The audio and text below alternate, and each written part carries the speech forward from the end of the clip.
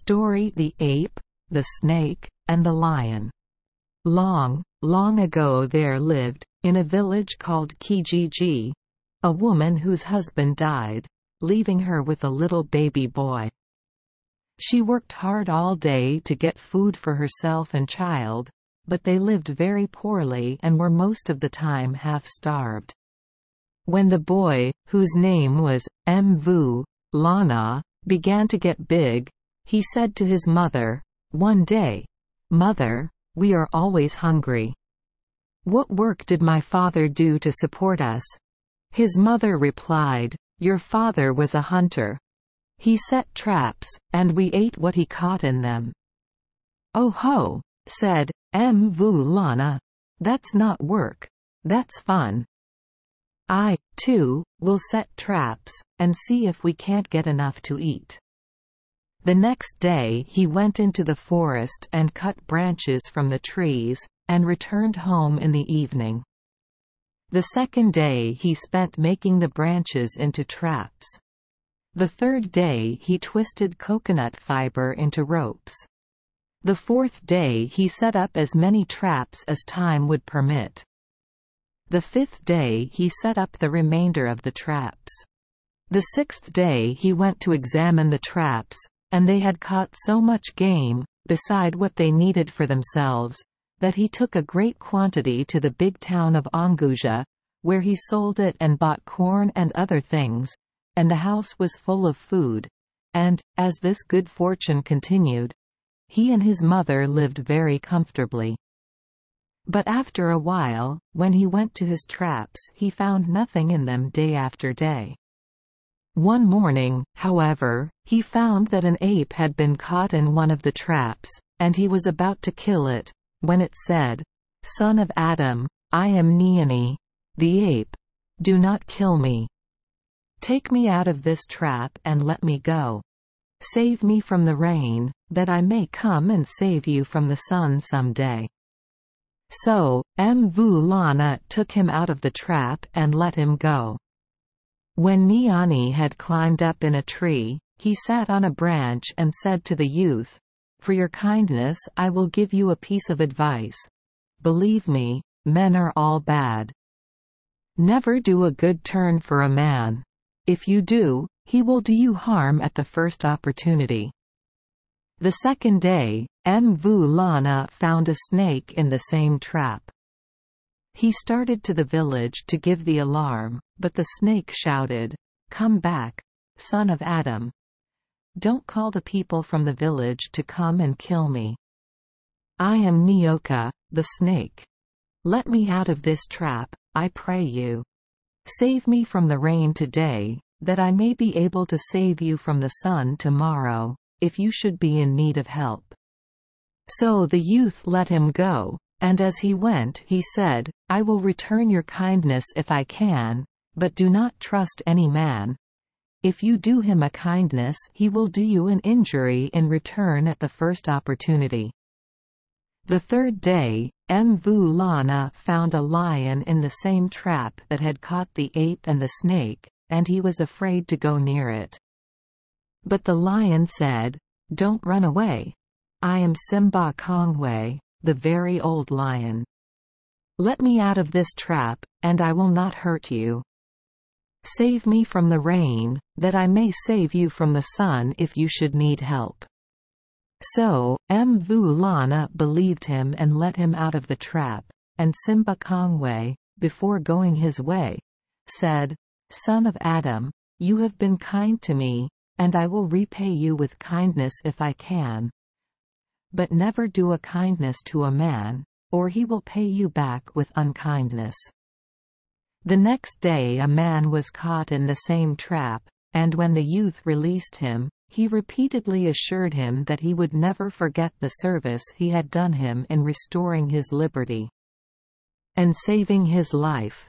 Well, it seemed that he had caught all the game that could be taken in traps, and Mvu Lana and his mother were hungry every day, with nothing to satisfy them, as they had been before.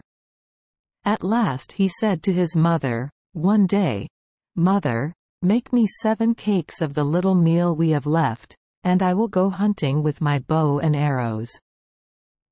So she baked him the cakes, and he took them and his bow and arrows and went into the forest. The youth walked and walked, but could see no game, and finally he found that he had lost his way, and had eaten all his cakes but one. And he went on, not knowing whether he was going away from his home or toward it, until he came to the wildest and most desolate-looking wood he had ever seen. He was so wretched and tired that he felt he must lie down and die, when suddenly he heard someone calling him, and looking up he saw Niani, the ape, who said, "Son of Adam, where are you going?" "I don't know," replied Mvulana, sadly, "I'm lost." Well, said the ape, "don't worry. Just sit down here and rest yourself until I come back, and I will repay with kindness the kindness you once showed me." Then Niani went away off to some gardens and stole a whole lot of ripe pawpaws and bananas, and brought them to Mvulana, and said, "Here's plenty of food for you. Is there anything else you want? Would you like a drink?" And before the youth could answer, he ran off with a calabash and brought it back full of water. So the youth ate heartily, and drank all the water he needed, and then each said to the other, "Goodbye, till we meet again," and went their separate ways. When Mvulana had walked a great deal farther without finding which way he should go, he met Simba Kongwe, who asked, "Where are you going, son of Adam?" And the youth answered, as dolefully as before, "I don't know, I'm lost." "Come, cheer up," said the very old lion, "and rest yourself here a little. I want to repay with kindness today the kindness you showed me on a former day." So, Mvulana sat down. Simba Kongwe went away, but soon returned with some game he had caught, and then he brought some fire, and the young man cooked the game and ate it. When he had finished, he felt a great deal better, and they bade each other goodbye for the present, and each went his way. After he had traveled another very long distance, the youth came to a farm, and was met by a very, very old woman, who said to him, "Stranger, my husband has been taken very sick, and I am looking for someone to make him some medicine. Won't you make it?" But he answered, "My good woman, I am not a doctor, I am a hunter, and never used medicine in my life. I cannot help you."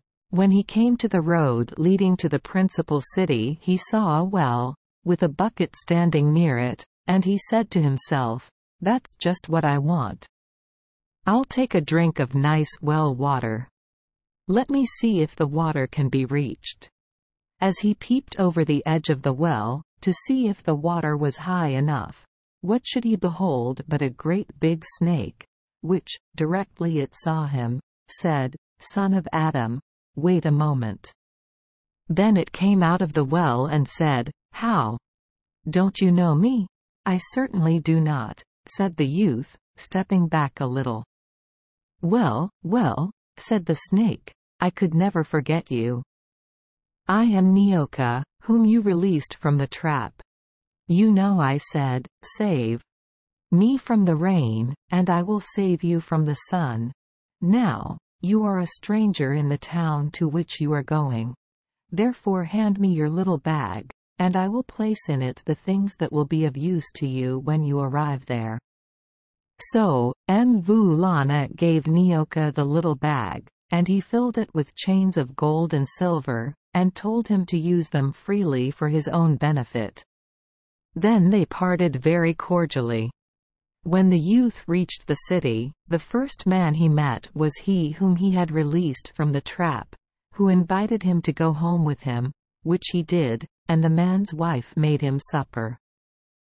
As soon as he could get away unobserved, the man went to the Sultan and said, "There is a stranger come to my house with a bag full of chains of silver and gold, which he says he got from a snake that lives in a well. But although he pretends to be a man, I know that he is a snake who has power to look like a man."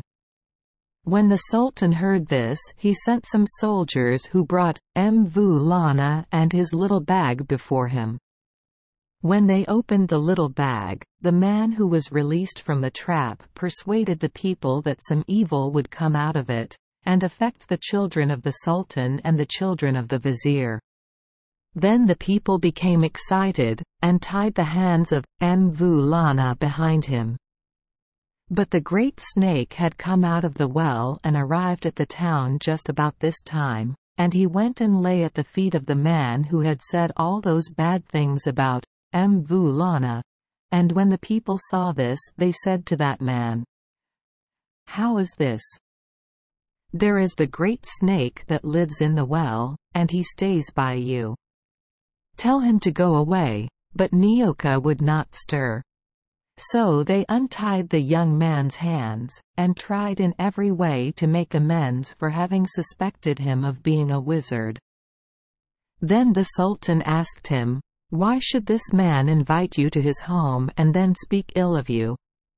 And Mvulana related all that had happened to him, and how the ape, the snake, and the lion had cautioned him about the results of doing any kindness for a man. And the Sultan said, "Although men are often ungrateful, they are not always so. Only the bad ones. As for this fellow, he deserves to be put in a sack and drowned in the sea. He was treated kindly, and returned evil for good." Quote. Thank you for joining us for today's fairy tale. We hope these stories bring joy and meaning to your day. If you love our channel, please hit the subscribe button so you won't miss any exciting tales. Wishing you a good night and sweet dreams. See you in the next story.